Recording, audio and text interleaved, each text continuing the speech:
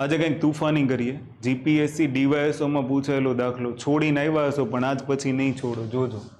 7 વર્ષ પહેલા રાધિકા અને એના પતિ મયંકની ઉંમરનો સરવાળો વર્ષ છે. એટલે સાંભળો, વર્તમાનમાં રાધિકા અને મયંકની ઉંમરનો સરવાળો કેટલો છે એની મને ખબર નથી, પણ મને ખબર છે કે 7 વર્ષ પહેલા રાધિકા અને મયંકની ઉંમરનો સરવાળો વર્ષ છે. હું નથી કહેતો, રકમ કહી છે. એટલે 7 વર્ષ પછી તો રાધિકાનાય 7 વર્ષ પછી થાય, મયંકનાય 7 વર્ષ પછી, એટલે વર્તમાન ઉંમર કેટલી થશે? તો રાધિકાના 7 અને મયંકના 7, 7 + 7 એટલે 14, તો વર્તમાન ઉંમર થાય +14 વર્ષ. હવે મને ખબર પડી ગઈ કે વર્તમાન ઉંમર કેટલી છે? +14. આગળ વાંચીએ.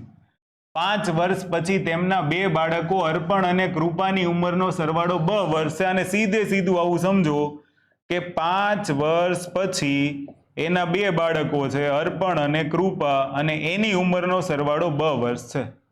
આવું રકમે કીધું છે. ત્યાંથી આગળ શું કીધું છે? તો બધાની હાલની ઉંમરનો સરવાળો કેટલો થાય.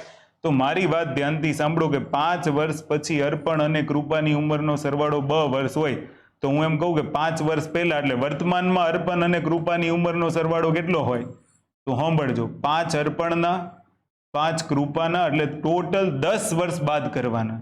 આ પછી છે, એમાંથી તમે પહેલામાં જાઓ છો એટલે 10 બાદ કરવાના. આ પહેલા હતું, પછી આવ્યા એટલે 14 ઉમેર્યા, એટલે અહીંયા બાદ શું કામ કરવાના? એ કોન્સેપ્ટ ધ્યાનમાં રાખજો. હવે આ વર્તમાનમાં આર, એમ, એ અને કે આ ચારેયનો સરવાળો તમે કરી લો, એટલે ચારેયનો સરવાળો કરશો તો અ પ્લસ બ, અને 14 માંથી 10 બાદ કરશો તો 4. તો તમારો જવાબ થશે અ પ્લસ બ પ્લસ 4. તો શોર્ટ એન્ડ સ્વીટ આન્સર હતો સી.